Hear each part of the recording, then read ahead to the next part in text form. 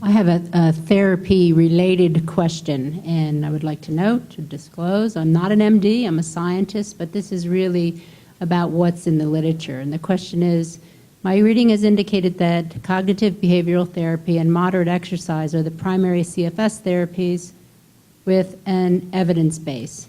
Has this view changed recently? I think you're absolutely right. When you go into the literature and you look for therapeutic approaches to CFS, the majority of it is on CBT and graded exercise therapy. I was somewhat amazed when Dr. Wood presented all of the clinical trials, published clinical trials on the various types of interventions used in fibromyalgia. That is essentially non-existent in the medical literature. I think there's, I could probably count them on one hand, the various types of intervention, clinical trials, double-blind, placebo-controlled trials that have been conducted in CFS. I don't know the answer to why that is. Perhaps it's because of the ambiguity of the application of the research case definition, the very heterogeneous population that exists, or the fact that maybe there's not enough money to study CFS, or there's just not much of a belief that CFS is out there. All of those probably combine to explain why there are not more clinical trials in CFS. So yes, CBT and GET are predominant in the literature. That's because there's large groups or groups that have money to study these. And as Dr. Lees, or as Smith said, Dr. Smith said, those are helpful in treating the fibromyalgia or helping the fibromyalgia CFS population deal with CFS and fibromyalgia.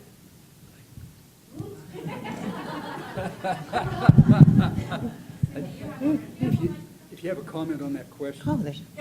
I'll use two.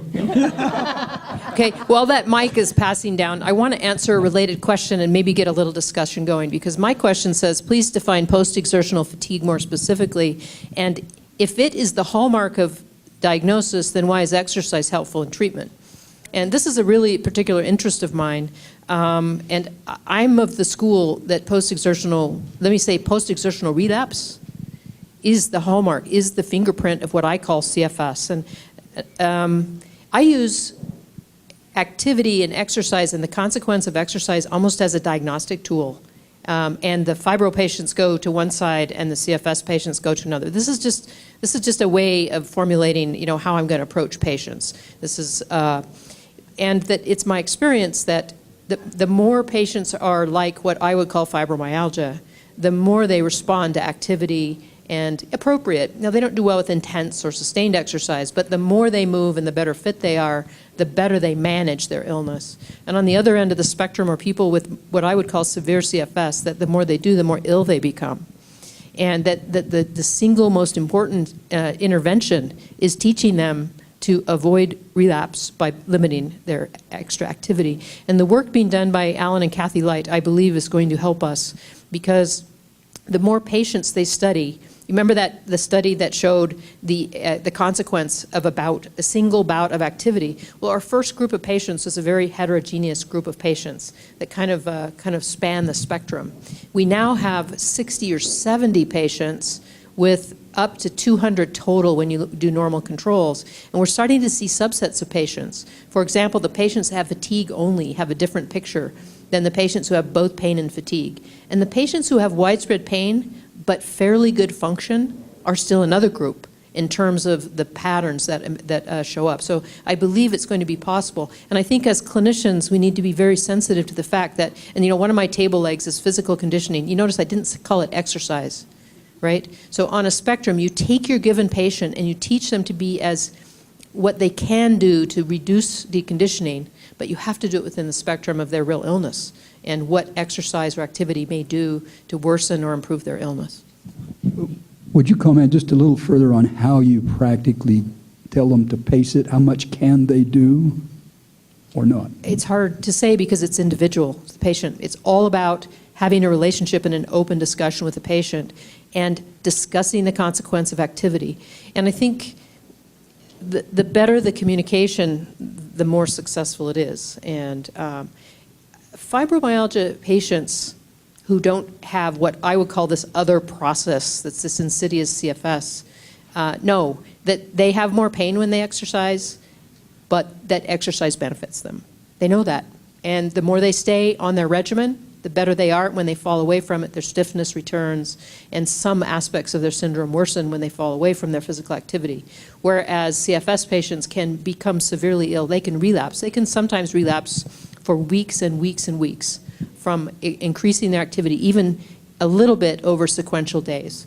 So that is a challenge for us as clinicians and for patients to try to understand how much they can push themselves. And that's why post-exertional malaise, I think, is the key question, is to understand what happens physiologically when people are active. I would just like to make a comment. I met this past week a newly diagnosed CFS patient, a young woman with her CFS now for 16 months. So we were just talking about what she does and the things that maybe exacerbate her symptoms. She says, you know, I try to get good exercise or maintain some level of exercise. So what kind of exercise is it that you do? I asked her. You know, I work out on the elliptical 30 minutes a day. And I said, okay, stop that. You know, stop that right now. But this was a woman who was very active, athletic, et cetera, before she got sick, and now she's still trying to be the person that she was before her illness. I'm sorry, I just got to take this back. I want to talk about the stigma related to antidepressants because I've been on them, I've experienced them for 2 decades. And I've had to go into the pharmacy to pick up my antidepressants on a regular basis. And I've had to answer questionnaires from the government and other people, are you taking antidepressants? There's definitely a stigma related to that. I'm going to advocate one of the most critical things that we do in the treatment of patients of fibromyalgia or chronic fatigue has to do with our psychology and has to do with our education. If I understand why I am taking an antidepressant, it goes a long way towards helping me eliminate that stigma. However, truthfully, even after being on the board with Offer and knowing what I did, I was suspecting that my doctors were treating me for depression and not for fibromyalgia because I really didn't truly understand the relationship between antidepressants, serotonin levels, and all those other things. And so that educational component really is critical in that. Thank you. On this issue, go ahead. Getting back to what Dr. Bateman was saying, what's the current thinking about the aerobics threshold, concerning the work of Stacy Stevens and Christopher Snell, that as long as the CFS patients kept their heart rate below their aerobic threshold, that they wouldn't go into post-exertional malaise? It's a theory, but I don't know that it's. I think that it may be more complicated than that. I think that they use that as a rule of thumb to help remind patients not to overextend either in intensity or in duration, because your heart rate goes up the longer you exercise.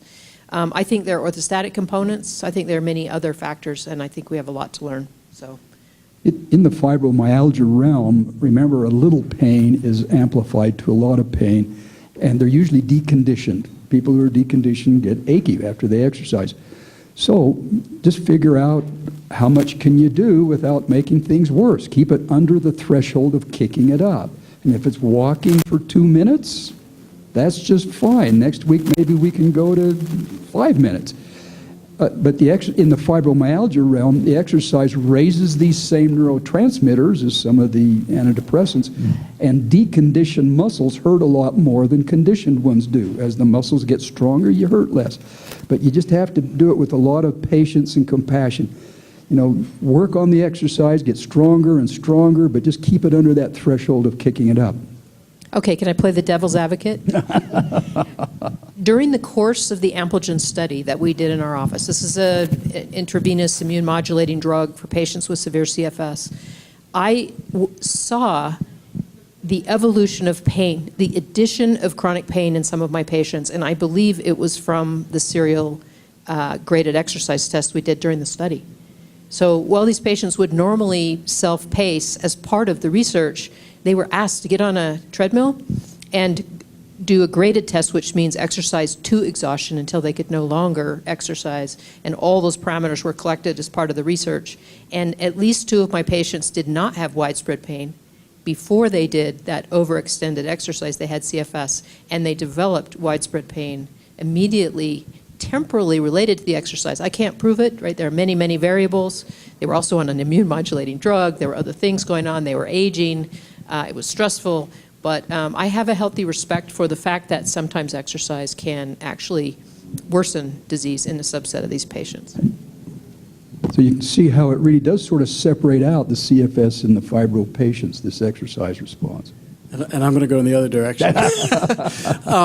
There's good demographic epidemiologic data that came out of England, the Macbeth group, that showed that a leading risk factor, or a prominent risk factor for the development of chronic widespread pain with comorbid fatigue was baseline hypoadrenal function, baseline autonomic abnormalities. And they described a patient, and again, I'm always listening, what is the narrative? What is the clinical narrative?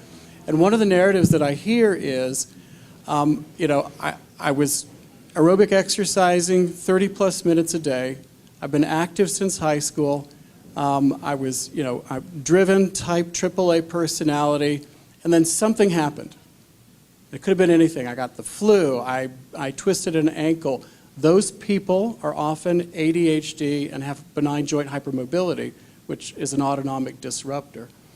And so they get taken out of their regimen where they are, by lifestyle, activating their adrenal glands and boosting sympathetic tone, and suddenly they develop this pain syndrome, and then that sort of psychologically or otherwise prevents them from joining their old life, because it suddenly becomes a pain inducer where it was a pain treater, because they become suddenly acutely deconditioned.